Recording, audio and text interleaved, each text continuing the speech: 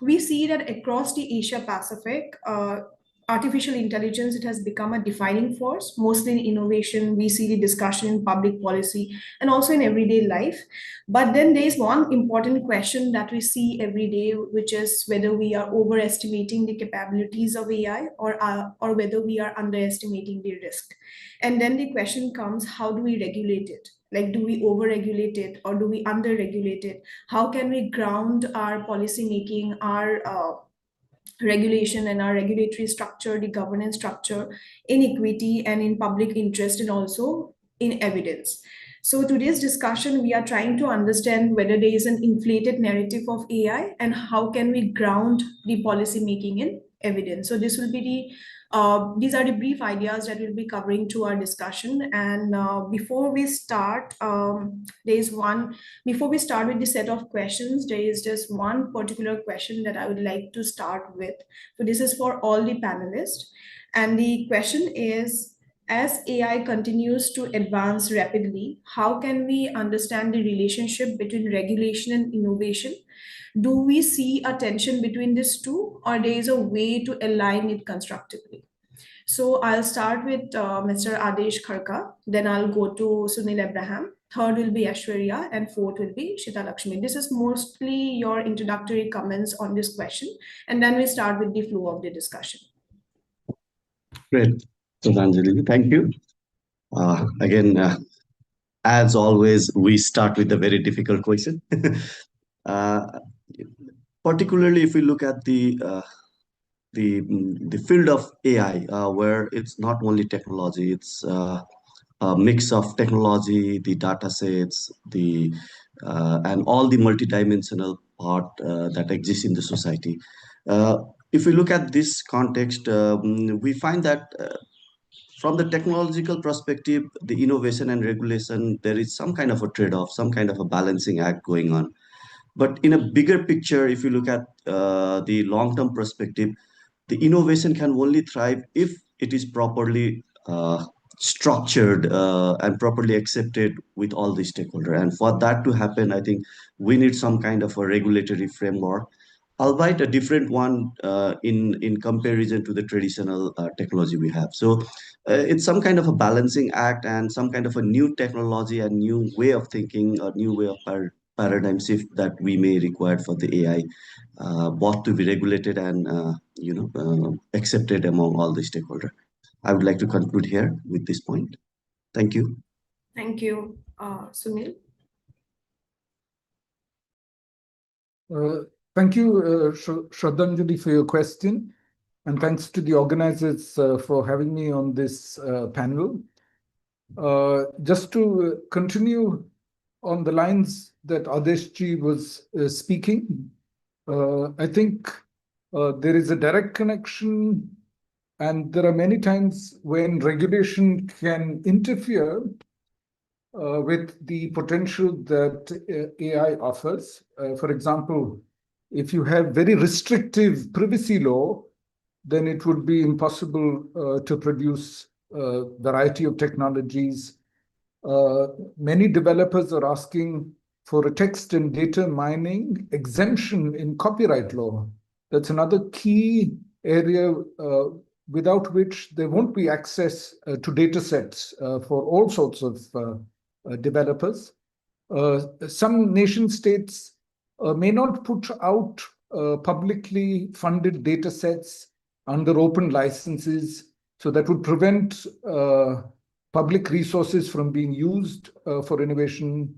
Those are all enabling policy reform that is necessary in order to unlock the full potential of AI so that everybody can participate. And then when it comes to the use cases, we might have to consider a variety of sectoral obligations. If AI is being used in a very high-risk use case, health is a good example of where there is a lot at stake, then the policymakers have to think very carefully about the existing regulations in that particular sector and whether those regulations are sufficient or whether they need to be updated. Thank you so much. Thank you, Sunil.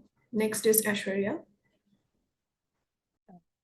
Good morning, everyone. It's very nice to have all of you here, and thanks for inviting me.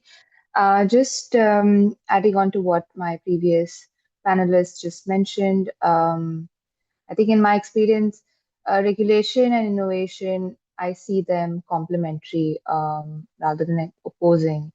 And the goal, of course, is to have a balanced approach, like Adesh just mentioned, which would not only facilitate innovation, but it also then fosters trust in the technology. If people know that this technology is taking into consideration the consent that they've given and it's using their data for the right purposes, then that would foster trust in the technology.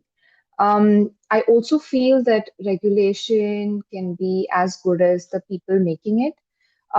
So in drafting these regulations, it should not be solely driven, say, by the private sector or say only by the government, but we also need to have perspectives from especially the smaller startups, civil society, and research organizations. So it has to be a multi-stakeholder approach in drafting these regulations. I also feel that apart from regulation, what we could also look at is public procurement and how we can shape the whole AI ecosystem through procurement. Like, for example, the Fair Forward project, which is an initiative that is funded by the German Ministry of Economic and Development Cooperation. We've been working with the government of Telangana, along with the Civil Society Digital Futures Lab, and we've developed procurement guidelines for AI in the public sector. And they largely assist the government officials establish safeguards that can promote ethical development and procurement of AI solutions. And we all know that government is the largest buyer of AI, and such guidelines can significantly change or shape the market and help in defining the terms of responsible AI. So I feel that public procurement is, I think, in my opinion, the most important aspect, apart from just having laws, privacy laws, consent, etc. So I would leave you at that for food for thought. Thank you. Thank you, Aishwarya. Shita, Laksmi. Thank you, Shradhanjali, and thank you very much for inviting me in these conversations. Yeah, I think regulations and innovations indeed difficult to balance, if I may say. A bit of trade-off. I agree with Adesh mentioned in the beginning. I saw that in the process of Indonesia is currently drafting the AI roadmap policies, and it's open to public, and we can have a discussions on that. So it's a public document that people can have a comment on that. And I think in the document itself, they mention very clearly on the need to balance between regulations and innovations. And in terms of our experiences, there are many things that we are lack of in terms of infrastructures, in terms of skills, in terms of language, and many other issues. So that's really difficult to ensure that regulations is opening. It's still regulation and innovations can work together. Um, well, we are understand that the full potential of AI can goes well to the communities, can help us to, um, for example, combat the potential impact of the climate crisis, can help us to find a good medicine or cure to diseases that we don't have it now with the AI. But currently, the practice is those functional or fully potential of AI goes to the elites. So that's something that we have to think about. So therefore, in our comments, mostly from civil society and organization in Indonesia to the government, is the human rights framework. I think the human rights framework can save we think the documents that we submit to the government, that the human rights framework can do both. Yeah, one is to regulate, but at the same time also allow innovations but also at the same time have a safeguards for the people, mostly the marginalized and vulnerable people. So I think balancing those with the human rights framework would be one of the ways to go forward. Most also because the human rights framework have is already codified, is also can be easily, or not really easily, but at least can be practiced more easily rather than the ethics, which is still abstract. Thank you, Sanjali. Thank you. Thank you so much. So after this initial comments, like let us understand the topic more from a deeper perspective. So my question is to Adesh Khadka. So since we have discussed about regulation and about innovation, so my next question is about institutional capacity. So we often see that South Asian countries, they do have limited institutional capacity. So if we want to speak about having models of regulation, how do you think South Asian countries, or you can give a perspective of Nepal, how the government can address AI risk properly, like realistically, and keeping in mind that we do have institutional limits, capacity is limited. Very rightly pointed out in our context, because we have just introduced the AI policy for us for the Nepal, and just to um, take away from the process itself, how we looked at the AI as a technological tool, as an a long-term game. We found that during the process formulation itself, we had a very difficult um, discussions going on with lot of stakeholder, in a way that they would say that this is too technological, or this is too advanced for them to even put their view forward. And so we had to like tone down in a way during the policy, and then have this some kind of a session on what is AI and what is not, before even the stakeholder could put their perspective in for the policy. So we in a way found some kind of a way forward as a very initial policy with a very quick review, because all are new to this ecosystem.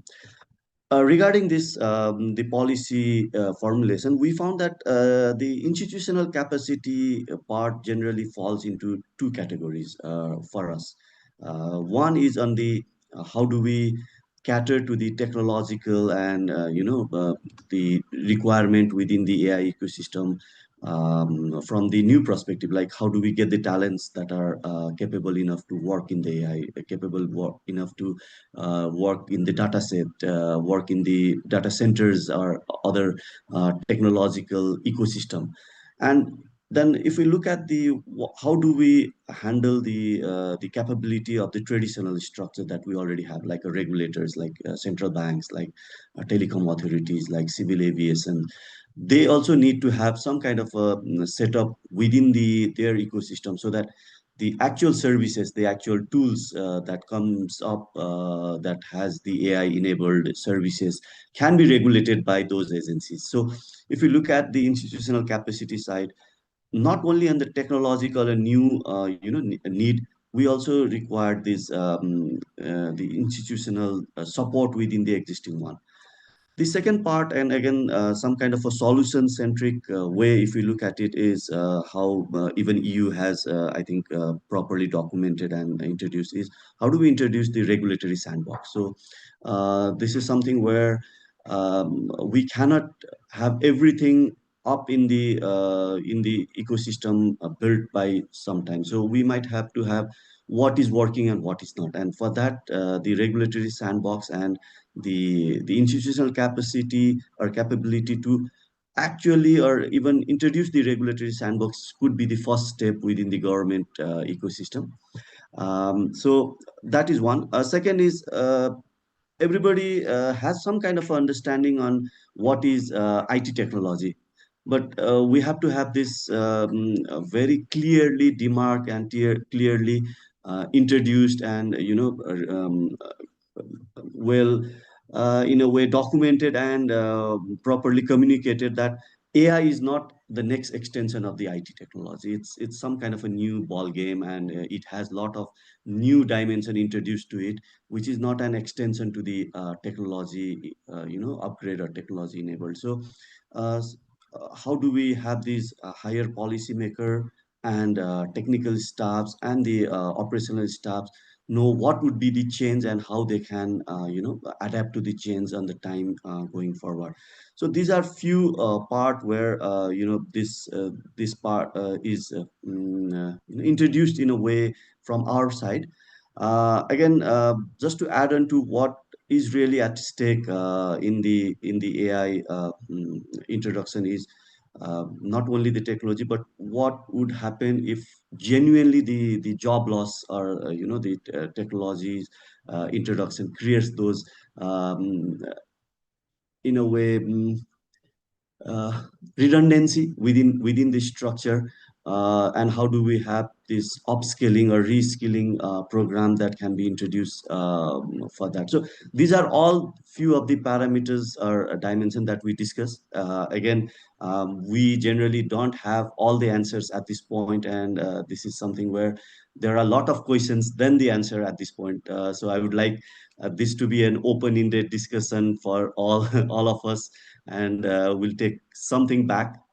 Thank you. Thank you. Thank you. So my next question will be for Sunil. So since we are discussing about the regulation bit, so we often have this very inflated narrative, or we can also say a negative narrative about platforms, that it is because of AI, it can lead to disinformation. The harm is greater than we can regulate. So it's very important to either over-regulate it or to cut down on that harm that is already there. So, how do you think there can be algorithmic accountability? How can platforms prevent it? And do you think that we do have an inflated narrative on the entire discourse around disinformation? So, this is a question that I would like you to answer. Thank you, Shradhanjali, for the question. And I think we should sort of look very carefully at a variety of developments. The last 5 years have been a period when a lot of both proprietary and open source Gen AI models were released. And a lot of the harms that you are talking about, those harms increasingly clear, at least in the last year, that those harms exist across a variety of technological services. So disinformation harms on broadcast media, on messaging services, and these are all services where there is no personalized algorithmic recommendation systems. And that's why I would believe that the case was overstated, that it was sort of specific to personalization on platforms. And here I want to dig a little bit into Adeshji's comment that AI is clearly not IT systems. This is a very different thing. And that's absolutely true. What we are dealing with is 3 different categories of technology. So on the one hand, the IT systems that Adeshji was talking about, let us call it discrete computing, the paradigm of discrete computing. And we know exactly how they work. It was fully understandable. What is Adeshji's salary?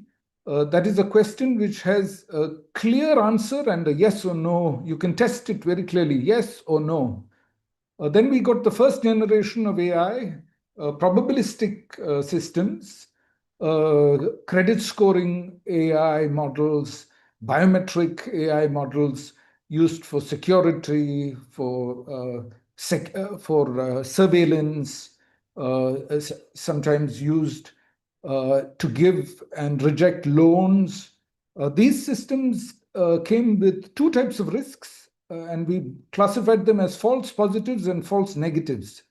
And there was always a problem if you had either of those kinds of mistakes committed by the system. And in the last 5 years, we have non-deterministic AI systems.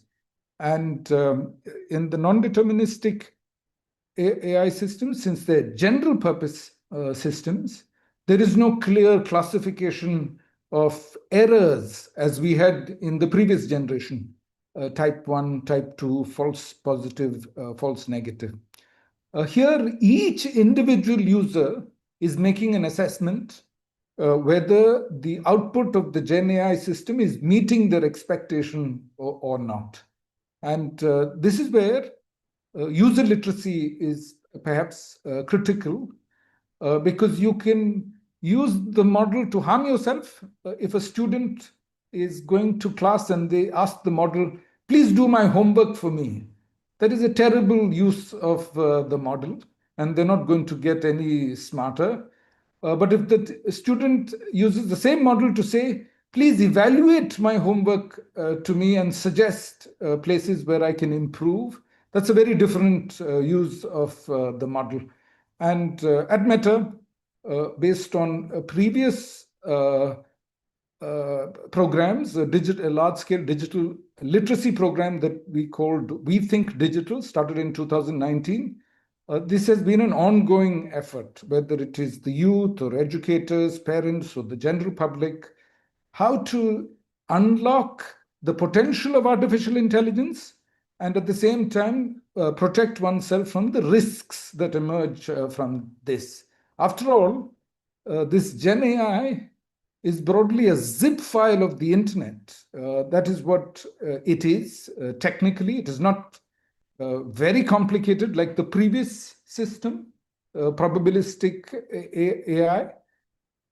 It's a single file. If you were to download an open source version of these models, it's a single file on your hard disk. It is just a fancy autocomplete if you're using it offline in a private and digitally sovereign way. So we need to really make sure, and that's what Meta is trying to do. So whether it's Vietnam or Thailand, Indonesia, Philippines, Taiwan, Hong Kong, Pakistan, Bangladesh, and Sri Lanka, 35 community partners are being leveraged to work with millions of stakeholders to make sure that they are being able to access on-demand, bite-sized learning, and also accreditation for these educators. This is our current focus. So on the one hand, we disclose, even on our personalization engine, if you go to a GitHub project called RecTorch, you can get a high-level understanding of how personalization works on Meta platforms. Of course, without some of the details which the attackers will need to compromise these systems. So there is open source, and then there is user training. I think those are the Meta philosophy when it comes to tackling this question. Thank you. Thank you. So since we are discussing about disinformation, misinformation, so I'll go to Aishwarya. So the question is on exclusion. So we do see that in multilingual society, we do see a digital divide, and that's been prevalent. And so how do you see, how can we prevent algorithmic bias and so that it doesn't worsen more exclusion? And also what safeguards can be put in place? And another question that I would like you to answer together is regarding international cooperation, mostly in helping country in the Asia Pacific so they build open data sets. And also, how do we have a governance structure which reflect the local realities? So that since we are discussing about Asia Pacific. No, thank you for the question. I think it's one of the most important questions given our region that is so culturally and linguistically different and unique. I think all the development programs should be designed with open source in mind. And open source voice technology in mind, with the principle of leave no one behind in mind. I think that's very important to consider while building these technologies, especially voice technologies. For example, the Fair Forward project partnered with the Indian Institute of Science and the government to build high quality text to speech TTS Corpora in 9 Indian languages. And these languages have historically lacked the technological resources needed to support modern voice systems based on AI. So I think the focus of development cooperation should be on such low resource languages. So the initiative that I mentioned, it ensures that the technology is both scientifically sound as well as socially relevant. I think this is very important in preventing exclusion. And this can be done if you pay careful attention to the quality, the phonetic diversity, and also have a human-centric validation at each stage of developing voice technologies. And largely to have these digital public goods in voice technology that can um, unlock or enable a wide array of applications, right from voice assistants to screen readers, language learning tools, etc. And I think these tools have a lot of potential to be used by the rural and the low literacy communities, because most of the technologies are in English or in Hindi, so they don't reach the remotest parts of the region, right? So I think that's very important to have these applications in native languages. And I think on a practical level, it is first important to have like a diverse set of language data sets. So um, this can be largely done in 6 ways. I would like to say basically increasing the diversity of data sources, and this could be through combining crowdsourcing, field-based initiatives, community media platforms that can reach diverse populations. The second is having standardizing protocols for, say, data collection, processing, annotation, management, and also obtaining consent. The third I would point out is enhancing data quality and usability, which also has rigorous quality control measures. Fourth, I would say transparency should be the guiding principle throughout on how the data will be used. It will also help in building the trust in these technologies, as I mentioned in my introductory remarks. And I think on a more practical level, at a project level, it is also important to have domain experts, such as linguists, who understand these words in these applications, right? So I think these are largely some measures that one can adopt to make sure that we include everyone in this technology that we build. Thank you, Aishwarya. My next question is for Shita Laksmi. So the same question, but I would also like to add another question to it. So when we look at policy making and we try to understand how to go about regulating AI, one question that I also often face is, you are a lawyer, how will you understand technology? So that's the question that we have. And we also see that we need the technical expertise in AI in order to do the policy making. So how do you build that capacity so that in case that capacity is not built, you also won't be able to understand how algorithmic accountability can be built, how bias can be lessened, how exclusion can be decreased. So the first question is, how do we ensure AI systems do not deepen exclusion or bias? And second question is, in case of participatory policy making, how do you build capacity among people who do not have much knowledge about AI, or they are not the technical experts about on AI? Okay, thank you. That's actually very lots of questions. Okay, I'll try to answer the first questions. I think I would like just to add to the previous speakers, because as I mentioned earlier, Indonesia is drafting its AI roadmap and is also acknowledging the bias on the language, and it's actually very good. It's positive that we acknowledge that openly first and foremost, yeah, on the bias. It's also good that ICANN will open the new GTLD, more international domain names, to make sure that it's not bias, it's lessen the bias. There are several things that we can do. One is, since AI, as mentioned earlier, is a socio-technical tools that is influenced by various social contexts. Therefore, we need to address this based on the technical solutions and the regulatory framework. AI is working with data, so therefore I agree with the previous speaker that we have to ensure the data sets are diverse and inclusive. The data set should represent various demographic categories to minimize bias. And how we can get the data?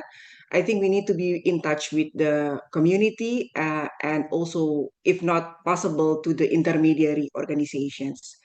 The second is also working with the diverse team members to ensure that the process we had in developing AI system is being discussed and systematically checked with the diverse team members. The third one is on the regulations. We should acknowledge the potential bias and should frame an adaptable framework on regulations to minimize bias. I think the last but not least is a standard setting. Standard is important for inclusive AI because standard setting provides consistent guidelines for all AI participants here, from the procurement or from the beginning until the deployment. So if the standard is promoting responsible AI, hopefully we can create that as a management practices on the way. And if we put into account the inclusivity in the process, it could also be guidance for all actors to do. Regarding your second questions on the technical community, I want to acknowledge that there are many organizations, civil society organizations, working to build the technical capacity of the civil society organizations. There is an initiative called CATE, Civil Society Alliances for Digital Empowerment, a project coordinated by Diplo Foundations with many, I think 8 or 10 civil society organizations across the world. And one of the findings that they found, so there are 3 forums on internet governance that being engaged often by the civil society organization. It is IGF, regional IGF, and national IGF. So congratulations to APrIGF as one of the forums that being engaged most with the civil society, mostly in Africa, Asia Pacific, America, and North America. And I think as we have to talk beyond the hype, yeah, as you mentioned, I don't think it's also feasible for the civil society at the local level to have a discussion at technical level at the standard setting organization. It's not feasible because we need a lot of investment and we need a sufficient capacity to be able to have a discussion on that forum. Therefore, I think more local, the better, because it directly touch upon their needs, the vulnerable groups. However, they have to make networks, and I think the networks is important to make sure that their voices is also heard at national level. The second, which is very cliche, but I think this is what we have to do, is multi-stakeholder process and continuous dialogue. Multi-stakeholder is not a sprint, it's a marathon. It does requires resources, time, funding, and I think sometimes it's frustrating. And I think to be less, I guess we have to put also decision makers in the processes. And decision makers, policy makers should also listen to what the community needs and give feedback to the community. Whether their feedback is listened to or not. So that makes maybe the multi-stakeholder process less frustrating. I guess those answer your questions, Sanjali. Thank you. Yeah, thank you. So I'll come to Sunil. So I have a similar question for you. Like Aishwarya, she mentioned about having multilingual data sets. So what is your perspective? Mostly I want to understand from an industry perspective on building multilingual data sets because most of them are trained in English. So how do you see it? Is it feasible?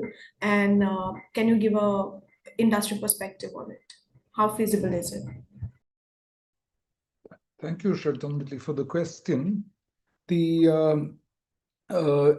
just want to sort of build on what Sita Laksmi said.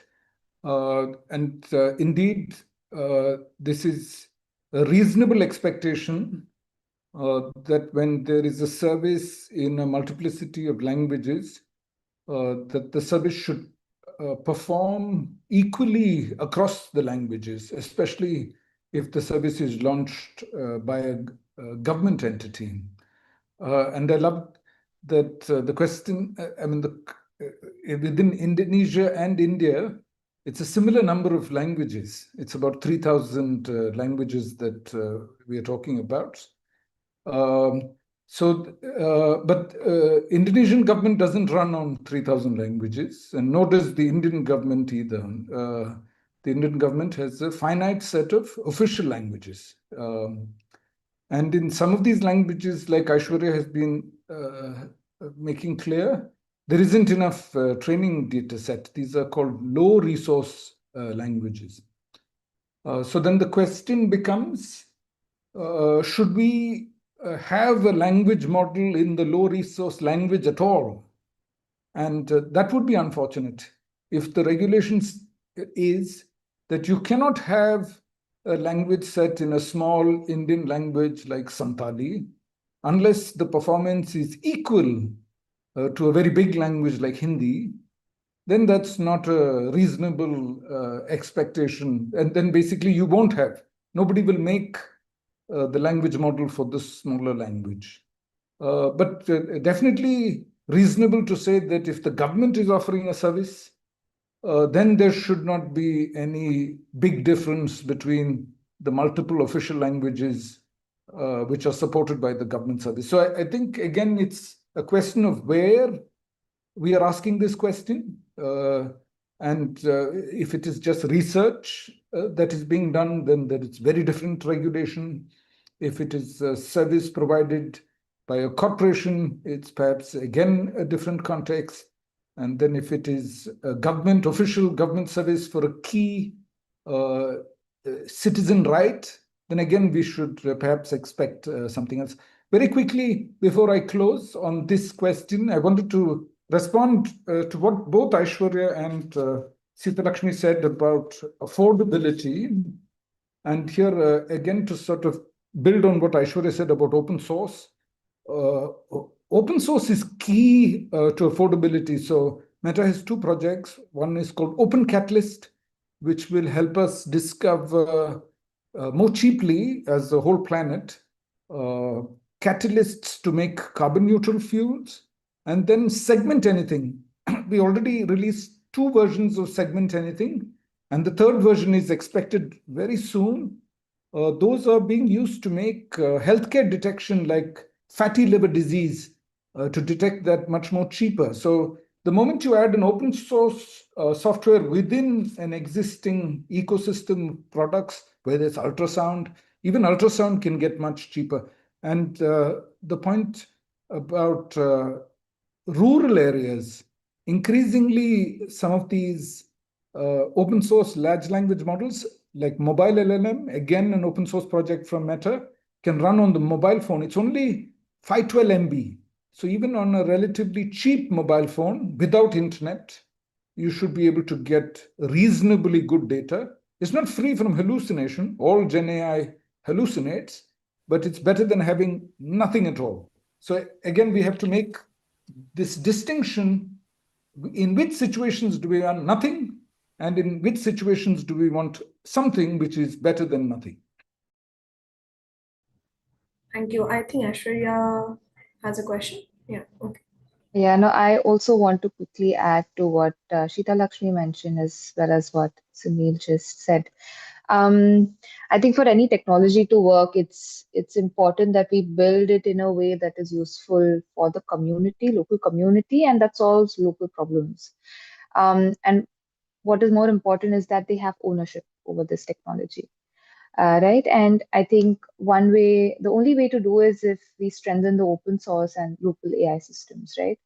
And you also mentioned about international cooperation, what role it has in building these AI ecosystems. I think it is important for international cooperation to see AI and especially language as a priority and develop programs that are sustainable and not just provide one-off grants, right? There's no value in that. It has to be sustainable and long term. And this is what we've been doing at Fair Forward Project. We've been investing for the past 6-7 years, and we largely work on three main foundations of AIs to improve access for training data and have open AI technologies, strengthen the local technical know-how, and also have policy frameworks or guide the government on how to develop policy frameworks that are ethical. Yeah, so I think there has to be a good balance of having sustainable financial instruments, as well as have focus on open source technology. It should be built into the program design. Um, and given this investment, till date, we've developed over 59 open data sets, 32 use cases across various sectors for Asia and Africa. We've done a lot of work in language in Indonesia as well. In terms of use case, I would like to highlight one example of our Forest Forward initiative, which actually addresses forest conservation. We started with this activity in Senegal first, then we scaled it up to Indonesia, and now we are scaling up in India.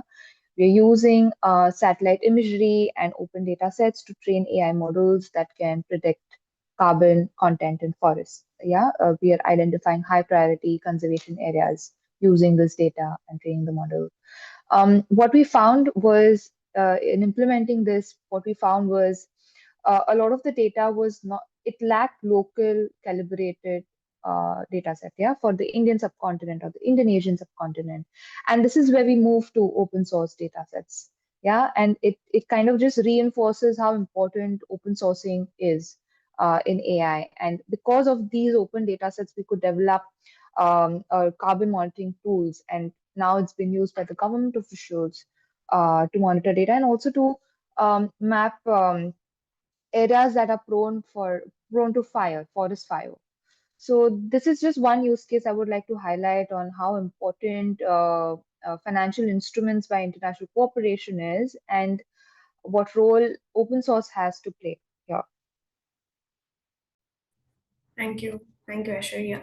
I think we'll have to open the room at least for 10 minutes for question and answer. So I have a question for Adesh Khadka. So since we spoke about international cooperation, so we know about cross-border data flows. That is important. And especially for AI, that is important. So in terms of similar economies like Nepal, so how do you see the international cooperation and global AI governance? Thank you again. If you look at the developing, least developed country, landlocked country, small island country, we have always traditionally been, bounded by the limitations, and this situation has even, within the technology, it has multiplied with the digital divide. But looking at the AI, it has a potential to even going from bad to worse if we don't have this some kind of coalition, some kind of a cooperation among these stakeholders. If you look at the subcontinent region, we already have within the existing big AI system the bias against the data set. We don't have the enough data set that caters to the local realities. And how can we improve on the limitation is only through the cooperation, because there are two very big factors here. One is how do we have the data set again, have a very strong and enough data set, in a way the large data set. And the smaller countries sometimes face the problem because we don't have the enough population to have those subsets of data that are enough to actually have very good models within the AI. And so we need, let's say, in the region of in the context of Nepal, we have a lot of similarity in the south part with the India, and a lot of similarity in the north with China. Unless we have this regional data set, we cannot reflect on the local context and reality. One is that. Another is on the risks and on the technology side. We don't have the technological capabilities at this point to have everything on our own. But still, and generally, I think this is the case for a lot of small countries. We have a lot of questions on sovereignty, data sovereignty. Like we have this, we are already small. So if we don't have these enough safeguards within the data, within the sovereignty, are we facing the critical national sovereignty issue? So this has always been arised again and again. We have to have some kind of a fair data agreement, fair data use policy, fair technology sharing policy within the ecosystems, especially when we deal with the larger and more advanced countries or regions.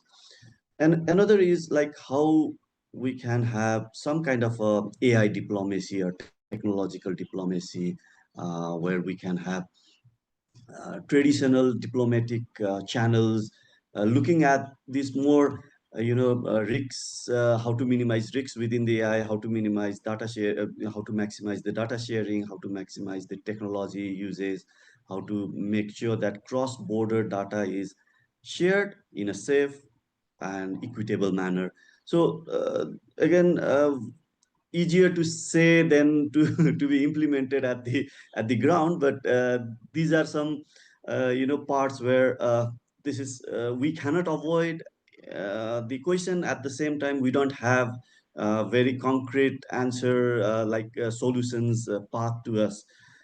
Finally, we have, and I think this is true for a lot of subcontinent nation and other part, we have a lot of strong diaspora abroad. The one part of having these communication channels, these technological capability channel open, that is again in a way acceptable and palatable to the public and policymaker, is to have this diaspora, these non-residential Nepalese or non-residential Indian or non-residential Indonesian that are already there and already capable in the technology field. How we can have those shared in a way resources that that is based on the diaspora. So I can see that diaspora could be one, good way of having this diplomacy, technological diplomacy going on. And again, finally, the global conferences like this conference or AI-based conferences where we have this sharing of information, sharing of, because I can resonate with what Shita, Laksmi, and Aishwarya ji is saying, that these multi-stakeholder uh, engagement is lot of effort, resource, time based activity, and the again addressing to the local languages, local data set is again a long marathon itself. So we have to have this perspective in and try to get the regional and global players to work together in a mutually benefiting way. Thank you. Thank you, Adesh.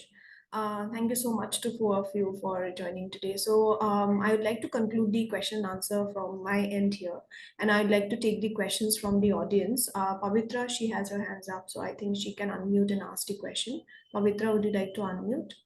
Sure. Thank you so much, Shradhanjali, and thanks to the panelists really for such an insightful discussion. I'm Pavitra with the Association for Progressive Communications, and just thinking about everything that you have discussed, particularly in the context of AI for public good and questions of equity, especially in our region. I guess it makes me think of the sort of elephant in the room when it comes to AI, which really is, I guess, the resources that AI actually uses for it to be run effectively. And I think that when we talk about equity, then the questions of the environmental impact of AI also sort of come up, especially in our region, when we think about headlines like, OpenAI's data centers needing more electricity than the entire city of New York, or communities in Brazil pushing back against data centers because of the kind of water that data centers are going to use. We think of AI as being sort of inevitable, and we're talking about how AI needs to be be deployed, and there is a lot of potential, as all of you have mentioned, for public good. But how do we balance that? What is the trade-off really for the fact that we are actually giving up a huge amount of our resources and will continue to do so in the future? Resources, for instance, that we might need for other things. I remember reading somewhere that in Taiwan, farmers are growing less rice because water is being diverted for chip manufacturing, for instance, right? And so when we think of that future and we think of the problems that we have in the region when it comes to the use of resources otherwise, I'd like to hear from all of you on what you think, where that balance lies and how we achieve that balance when it comes to the environment, the use of natural resources, while also thinking about the potential of AI for everything else that you discussed. Thank you. Would someone like to take the question? I think if one can take the question and give an answer.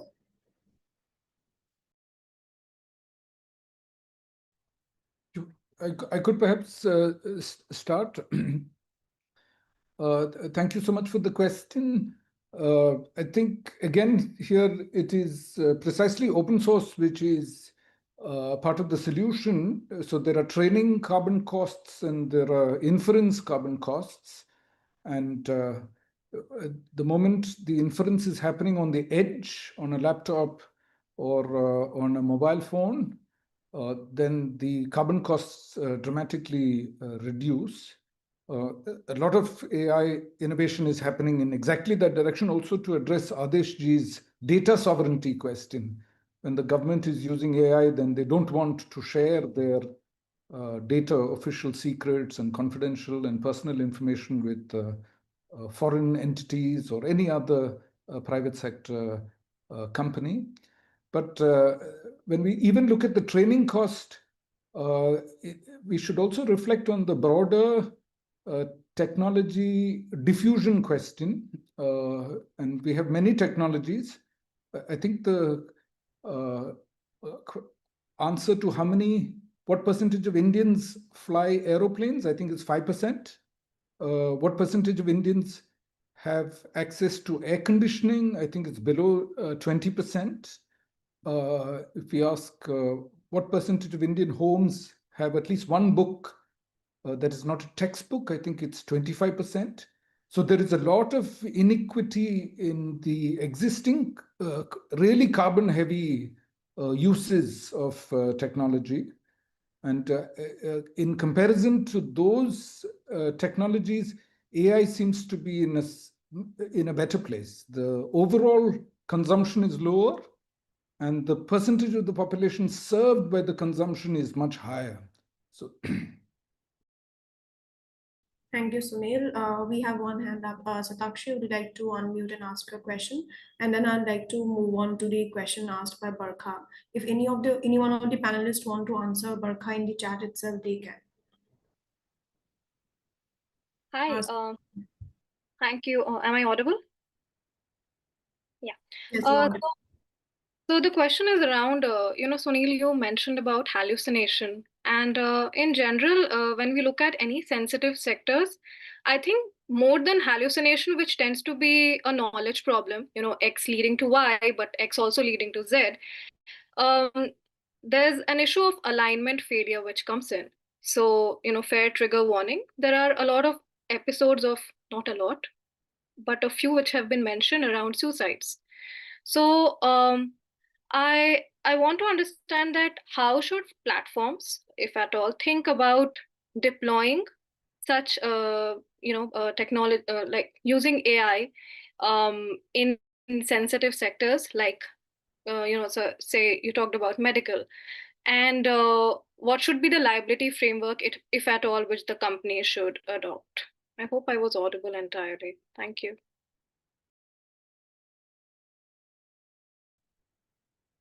should I be answering that? Yeah, so I think to quote Lina Khan, there is no AI exception to the laws on the books.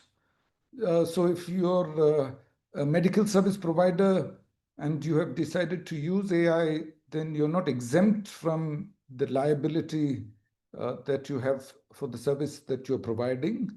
So in a sense, the AI should not modify existing liability in regulated sectors. Maybe I can just comment with the two comments on the issue. Again, looking at the resources, the technological, the data center resources. I think the question itself has the inevitability part within the AI. So the only solution that we are left is how to have the better sources to power in the data center, how to have these green sources, and how to have the more efficiency within those the sources. That is one question. And when we already spend those resources for the AI, how to have the better utilization of the AI, because uh, those are the only two factors that are within the control of the government or the user part. So I think that would be the better perspective within the questions of resources used. On the regulatory part, again, this is something where it's ethical. It's more on the like how do we recalibrate the regulatory and ethical framework within the health, within the education, or within the other system. And this is a uncharted territory. So I think it's something where we progress with the technology and try to find out the what is acceptable, what is not, and seems very crude in a way to say that, but I think this is some kind of a reality where the all the sectors are coming up with how do we recalibrate with the new reality. That's my take on this. Thank you. Thank you, Adesh. We are actually running out of time, so I would like to conclude this session here. Thank you so much. Thank you, Sunil. Thank you, Aishwarya. Thank you, Shita, Laksmi, and Adesh. Thank you so much for joining, and I hope this discussion had some of the question answered around the inflated narratives and how can we regulate AI. Thank you so much. Thank you, Swati. Thank you, Amrita. Thank you, Christine. And thank you so much. So I think we would like to take a group photo, Shradhanjali, if possible, if people could, if you can open your, we'll just try to take a photograph. Christine, would you be able to help us with that, if possible? Okay, I just did one for this. 1, 2, 3. Okay, I think we're good. Thank you. Thank you. Great session. Thank you all. Thank you. Thank you. Thank you.